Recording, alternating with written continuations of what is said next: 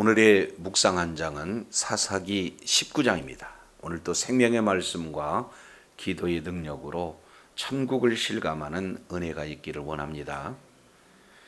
이제 사사기 19장 이 내용은 사사기 전체의 결론에 해당되는 바로 서두가 되겠습니다.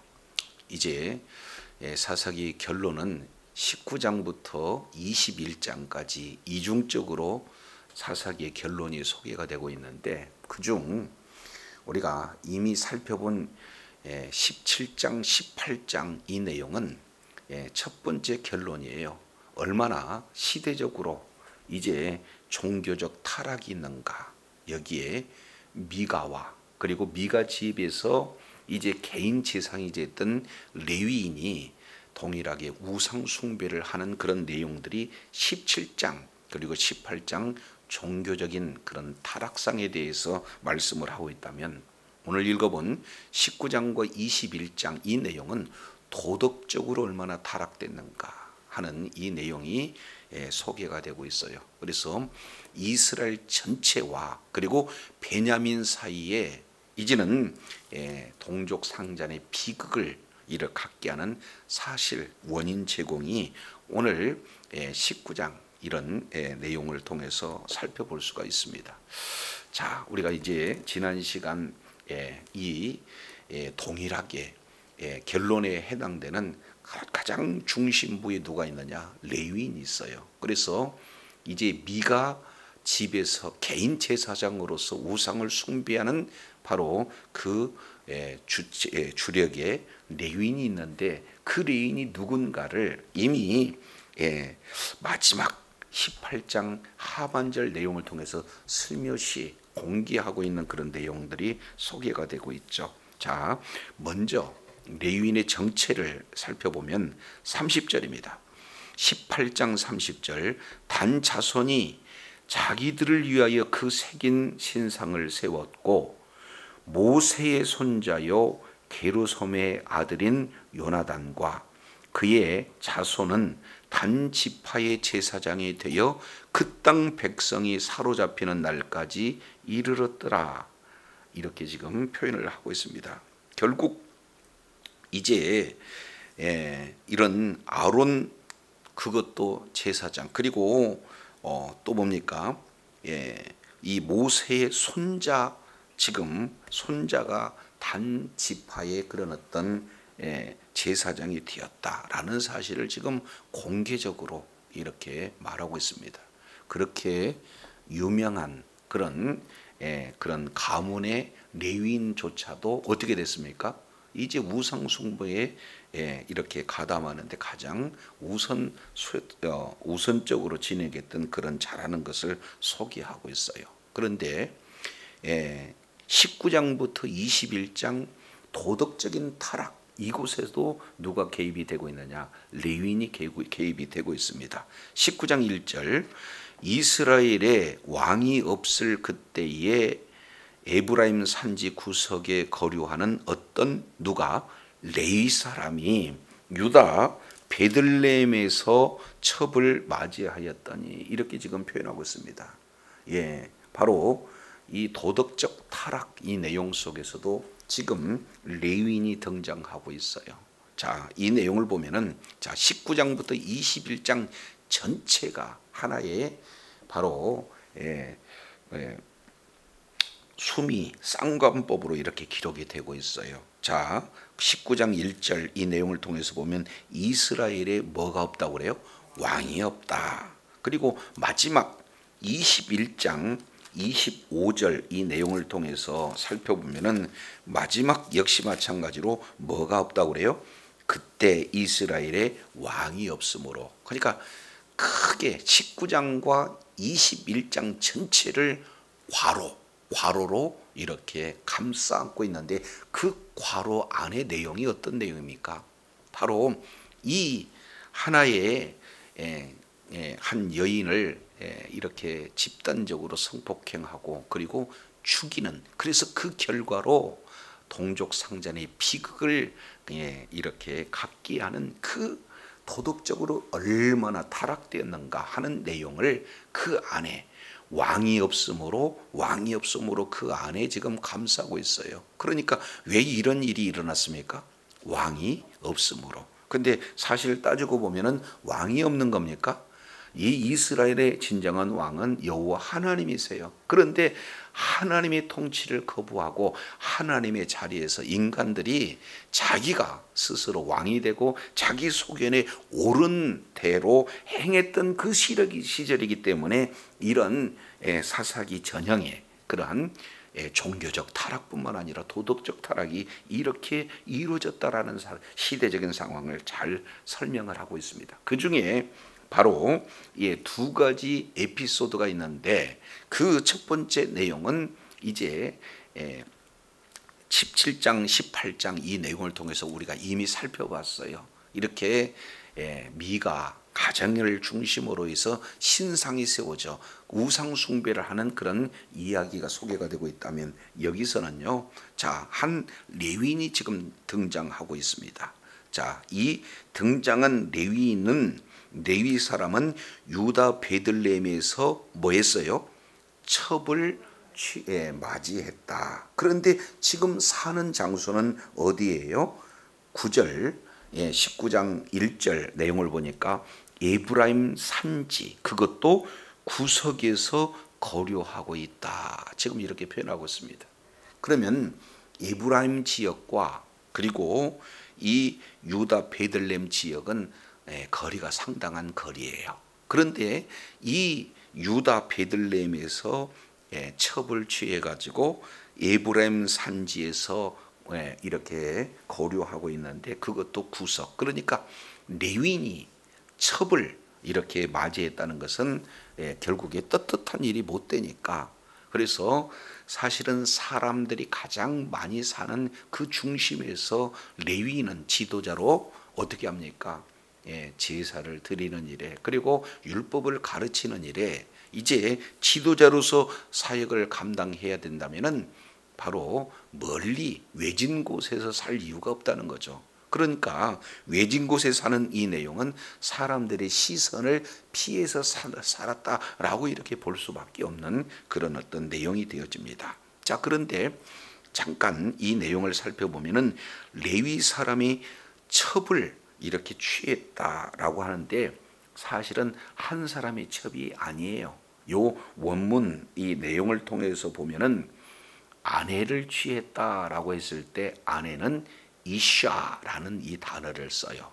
그런데 첩이라고 하는 이 첩에는 두 가지 지금 단어가 기록되고 있는데 차라라는 첩을 말하고 있고 필레게시라고 하는 첩에 대한 내용이 소개가 되고 있습니다. 그러면은 차라라고 하는 첩을 사용했을 때는 바로 사무엘 시대에 누가 있습니까? 사무엘의 어머니 한나가 있잖아요. 근데 한나가 아이를 낳지 못하니까 뭐예요? 분인날을 엘가나가 첩으로 드리는데 이때 첩은 누구를 얘기하냐?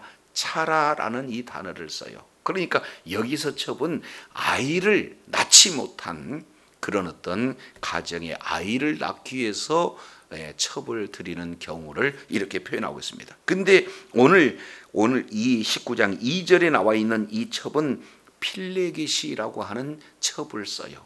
이것은 뭡니까? 단순한 성적인 그런 어떤 문제 때문에 여인을 맞아들이게 되어지는 겁니다. 그러니까 결국 첩들이 있다라고 이렇게 볼 수 있는 그런 장면이 되겠습니다. 자, 그런데 이 레위인이 3절 잠깐 먼저 보고 오시죠. 19장 3절 이 중반절 내용을 보면은 자, 그 첩을 데리고 오고자 하여 하인 하나와 낙이 두 피를 데리고 그에게로 가매 이렇게 표현을 하고 있어요. 그러니까 결국 이 레위인은 아주 빈곤한 레위인이겠습니까? 아니면은 생활에 아무래도 여유 있고 풍족한 레위인이 되겠습니까? 그러니까 그렇습니다. 이제 돈도 있고 그리고 여유 있는 그런 레위인이다 이렇게 볼 수가 있어요. 그러면 오늘 17장 그리고 18장에서 임하고 있는 레위 사람은 생활고에 찌들어서 이제 어떻게든지 먹고 살기 위해서 하나님을 섬기기보다는 하나님께서 주신 사명을 감당하기보다는 이제는 개인의 제사장이 되어서 그저 주신 그런 어떤 사명을 감당하지 못한 아주 가난한 레위인조차도 죄를 범했다면, 오늘 19장에 나와 있는 이 레위는 돈이 많아요. 그런 돈이 없는 자든 돈이 많은 자든 동일하게 지금 지도자로서 많은 백성들을 지도하고 뭔가 방향을 바르게 제시할 모범적인 삶을 살아야 할 그런 처지에 있음에도 불구하고 돈이 많든 돈이 적든 동일하게 뭐예요? 죄악 가운데 놓여 있는 그 앞에 그 일선에 레위인이 지금 등장하고 있다라는 사실을 이렇게 살펴볼 수 있게 됩니다. 자, 2절이에요. 그런데 이 레위인만 축첩하는 하나님의 말씀에 벗어나서 레위기 21장 7절 내용을 보면 레위는 첩을 둬서는 안 된다. 그러니까 결국 첩을 둔 것은 뭡니까? 자기의 그런 어떤 이 정욕을 위해서 하나님의 율법을 어기는 죄악 가운데 있는 레위인을 소개했다면 19장 2절 이 내용을 통해서 보면은 그 첩이 행음하고 남편을 떠나 유다 베들레헴 그의 아버지 집에 돌아가서 거기서 넉 달 동안을 지내매 이렇게 표현을 하고 있습니다. 그러면 그 첩 역시 마찬가지로 뭘 했다는 거예요? 행음을 했다는 것. 그러면 행음을 했다는 것은 남편을 배반하고 어떻게 됩니까? 이제 행음을 하는 그런 어떤 죄악 가운데 있다는 거 아니겠습니까? 그러니까 레위인도 사실은 이제 죄악으로 타락한 상태요. 동시에 지금 그 첩 역시 마찬가지로 타락한 이런 어떤 존재다라는 사실을 이렇게 살펴볼 수가 있습니다. 근데 이 부분에 대해서 학자 간에 다소 이 해석이 차이가 있어요. 자, 그 첩이 행음하고 라고 하는 이 내용을 새 번역에서는 이제 뭐라고 표현하고 있느냐? 화를 내고 라고 번역을 하고 있어요. 그러니까 행음했다, 자나라는 이 단어를 쓰는데 자나라고 하는 이 단어를 행음하다라고도 해석을 할 수가 있지만 화를 냈다라고 해석을 할 수가 있어요. 이 내용을 통해서 보면 만약에 화를 내고 남편을 떠났다 그러면은 그 이제 사실은 잘못을 누구에게 강점을 두고 있습니까? 남편이 잘못하니까 크게 화를 내서 친정으로 돌아가는 케이스가 되는 거고, 반대로 이 자나를 행음했다라고 표현한다면은 이제 그 첩의 그런 어떤 잘못을 더 강조하고 있는 그런 어떤 내용인 거예요. 그런데 이 부분을 바로 70인역에서는 이 부분을 오르기스라는 이런 단어를 써서 화를 내고 라고 하는 그 내용에 조금 더 이렇게 가깝게 지금 이렇게 번역하고 있는 그런 모습들을 보게 됩니다.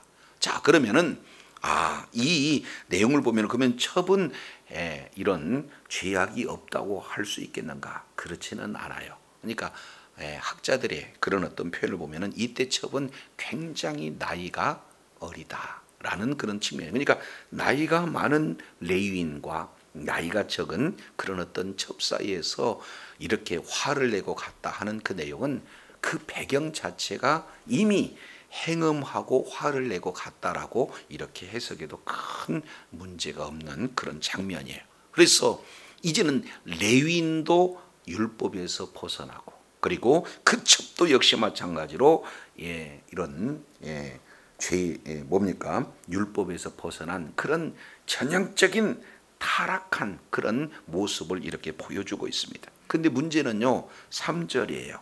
3절, 그의 남편이 그 여자를 뭐하게 얘기했다고 그래요?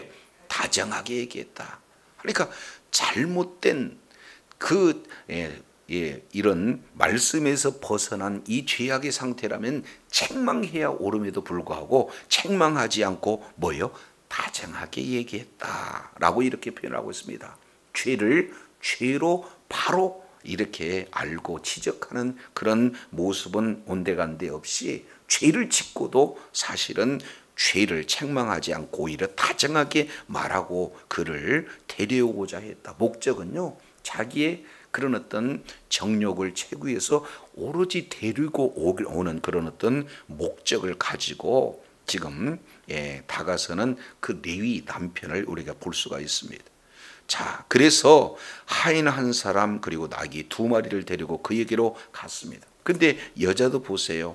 자, 여기까지 거의 넉 달 만에 찾아왔다 그러면은 자기 잘못을 깨닫고 용서를 구하는 그런 모습이 아니라 여자가 그를 인도하여 아비 집에 들이니, 그러기 때문에 죄에 대한 의식은 전혀 없는 그런 죄책감도 용서해 달라고 하는 그런 모습도 전혀 보이지 않습니다. 그러니까 죄가 아주 자연스러운 그런 일상의 모습을 지금 이 레윈과 그의 첩 사이에서 지금 벌어지고 있는 그런 어떤 모습입니다. 근데 심지어 자 3절 하반절 내용을 통해서 보니까 그 여자의 아버지가 그를 보고 뭐 했다? 기뻐했다. 지금 이렇게 표현을 하고 있습니다. 그러면 자 여기에 장인이 될 거 아니겠습니까? 그런데 이 장인은 잘못한 사위 그리고 잘못을 저지른 딸, 이런 어떤 내용이라면 굉장히 사실은 뭐 해야 되겠습니까? 미안해하면서도 또 아주 꾸짖는 그런 자리에 있어야 되는데 보자마자 지금 환영하고 있는 그런 어떤 모습들을 보게 되어집니다. 그러니까 여기서 등장하고 있는 이 장인 역시 마찬가지로 행음하고 도망친 그 딸을 책망하기보다는 뭐예요? 그런 내용에 대해서 전혀 의식하지 않고 찾아온 레위인 사위를 보고 환영하는 이런 어떤 모습을 봤을 때 장인 역시 마찬가지로 굉장히 타락된 그런 전형적인 모습을 지금 말씀을 하고 있습니다. 그러면서 4절 이하 9절까지 이 내용을 통해서 보면은요, 아주 극진한 환대를 계속하고 있는 것을 보게 되어져요. 자, 4절 한번 보실까요? 그의 장인 곧 그 여자의 아버지가 그를 머물게 하매 그가 3일 동안 그와 함께 머물며 먹고 마시고 거기서 유숙하다가, 그래서 먹고 마시고 유숙하고 먹고 마시고 유숙하고 이 단어가 계속 반복적으로 이렇게 진행이 되고 있습니다. 통상 지금 이스라엘의 하나의 문화는 이제 이러한 손님을 환영함에 있어서 약 3일 정도는 그들의 문화예요. 자, 그런데 자 5절 보겠습니다. 넷째 날이에요. 넷째 날 아침은 이제 뭔가 환영이 다 끝나야 맞잖아요. 그런데 넷째 날 아침에 일찍 일어나 이제 떠나고자 합니다. 그 여자의 아버지가 그 사위에게 이르되 떡을 조금 먹고 그대의 기력을 돋운 후에 그대의 길을 가라. 그래서 이 2박 3일의 그런 뭡니까? 이런 환영식이 하루가 더 연장이 되고 있는 그런 어떤 모습을 볼 수가 있어요. 그러면 최소한 3일 가운데 이제 이런 정확한 그런 죄악에 대해서 언급을 해야 됨에도 불구하고 전혀 이제 죄에 대해서 지금 언급을 하고 있는 내용이 없습니다. 잘못됐다고 책망하거나 이제 잘못 길었다고 사과하는 그런 내용이 없이 지금 뭐 하고 있어요? 그저 기력을 돋운 후에 가라 하고 하루를 더 연장하고 있는 그런 모습을 봅니다. 그러니까 여기에 또 계속해서 지금 등장하고 있는 이 단어는요, 강권하고 강권하다라는 내용이 계속 등장합니다. 자, 그래서 6절 두 사람이 앉아서 함께 먹고 마심에 그 여자의 아버지가 그 사람에게 이르되 청하노니, 강권하고 있죠. 이 밤을 여기서 유숙하여 그대의 마음을 즐겁게 하라. 결국 목적은 뭡니까?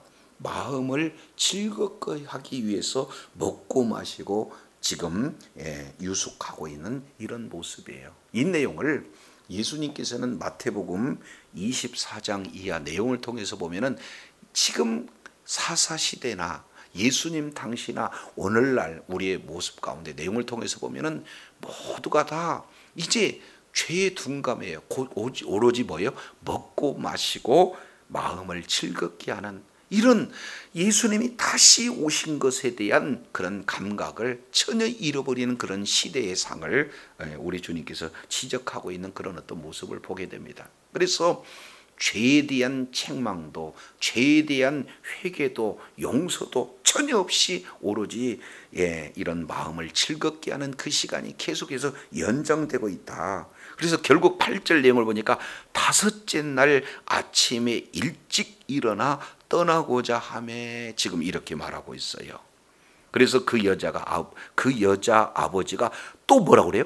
청하노니 그대의 기력을 돕고 해가 돋도록 기울도록 머물러라 하므로 두 사람이 또 역시 뭐예요? 함께 먹습니다. 9절 그 사람의 첩과 하인과 더불어 일어나 떠나고자 하며 그 장인 곧 그 여자의 아버지가 그에게 이르되 보라 날이 저물어 가니 청하건대 계속해서 붙들고 잔치 가운데 초청하고 있어요.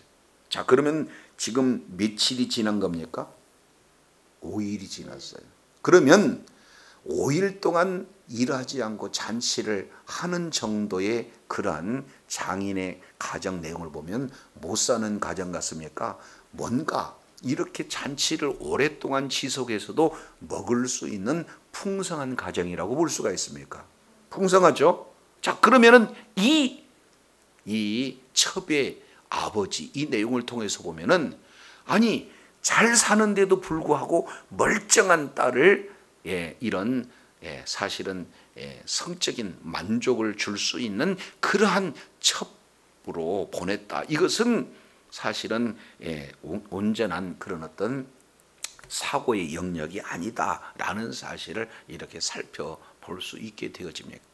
그러니까 여기에는 또 다른 지금 죄악의 그런 요소가 가득 차고 있는 그런 어떤 상황이 되는 거죠. 그러니까 여인을 한 남편의 아내로 주는 것하고 전혀 관계없는 자기 딸을 이런 말씀에서 벗어난 자리에 있다라고 하는 이 내용은 이 장인이 얼마나 지금 말씀에서 벗어난 죄악의 그런 상태에 있는가 하는 내용들을 우리가 문장의 그런 어떤 내용을 통해서 살펴볼 수가 있어요. 그런데요, 조금 더 심각한 내용은 자 베들레헴에서 예브라임까지 이 내용을 통해서 보면 약 한 빠르면 반나절 정도 걷는 그런 어떤 거리임을 우리가 알 수 있죠.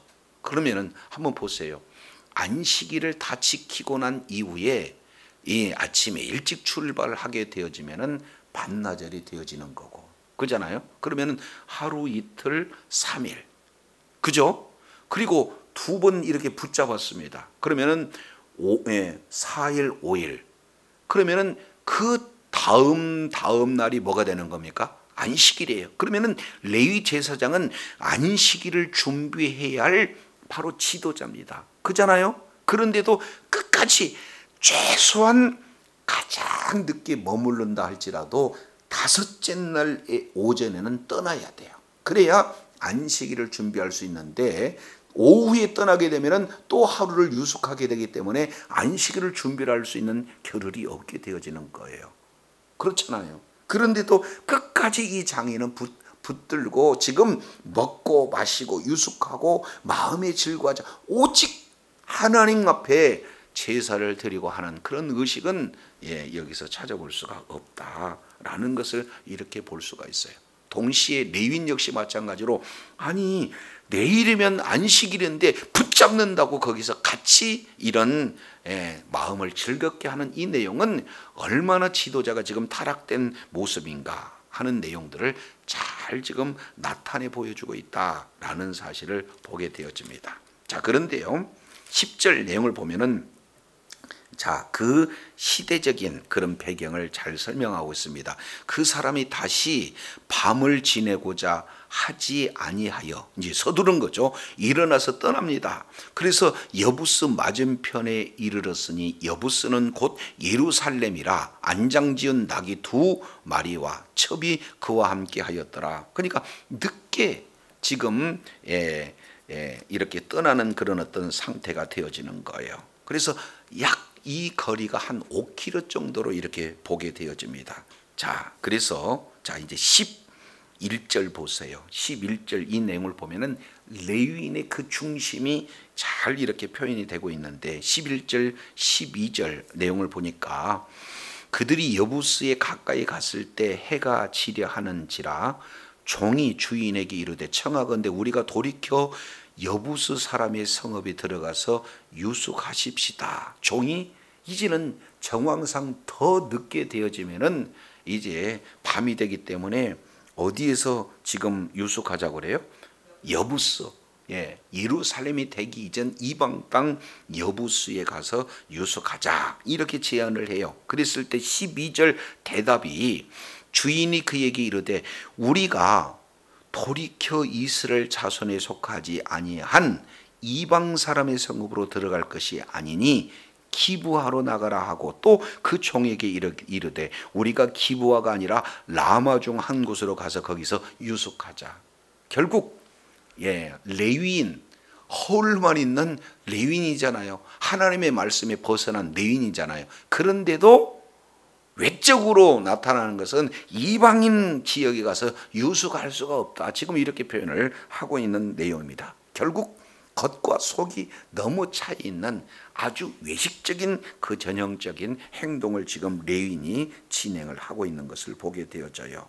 그래서 이제 더 기브아로 가려고 되면은 5km가 더 가야 되는 거죠. 그러니까 한참을 가게 되면 칠흑같이 어두운 그런 밤이 되지 않겠습니까?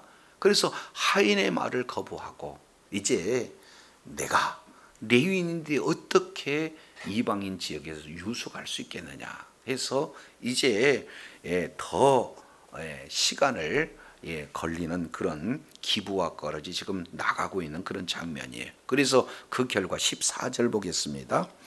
모두 앞으로 나가더니 베냐민에 속한 기브아에 가까이 이르러 해가 진지라.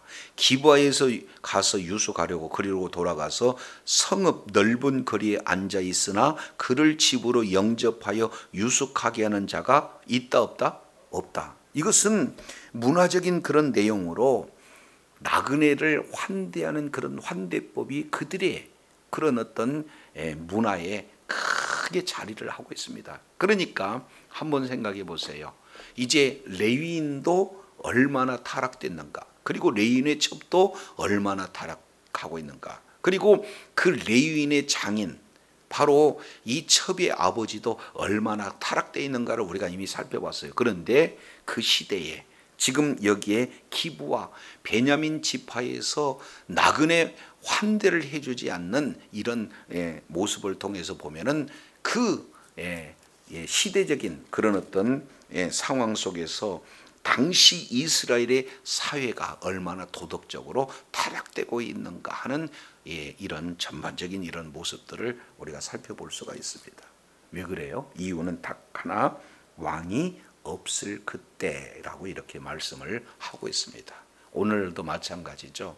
하나님을 두려워하지 않는다면, 다른 말로 본다면 하나님의 통치를 거부하고 하나님의 말씀 기준보다는 내 소견, 내 기준, 내 경험, 내 방법, 내 지식, 이 내용이 기준돼서 살아갔을 때는 얼마나 우리가 타락된 죄악 가운데 있는 그런 모습인가를 단적으로 지금 보여주고 있습니다. 그래서 사사시대뿐만 아니라 오늘날 역시 마찬가지로 사사시대와 이렇게 다를 바가 없는 그런 어떤 시대 속에 살아요. 그리고 무엇보다도 도덕적으로 사실은 이렇게 모범을 보여야 할 그런 지도자 레위가 얼마나 더 앞장서서 핏된 소금된 그런 사명을 감당하기보다 오히려 죄악을 더 짓는 그 가운데 있어요. 그리고 그 시대적인 정황이 도덕적인 내용 중에 가장 핵심적인 내용이 바로 성적 타락 아니겠습니까? 성적으로 얼마나 타락된 그런 상황인가. 그 중심에 레위가 있다는 사실을 우리가 살펴보게 되어져요. 그래서 오늘 우리는 왕 같은 제사장이에요.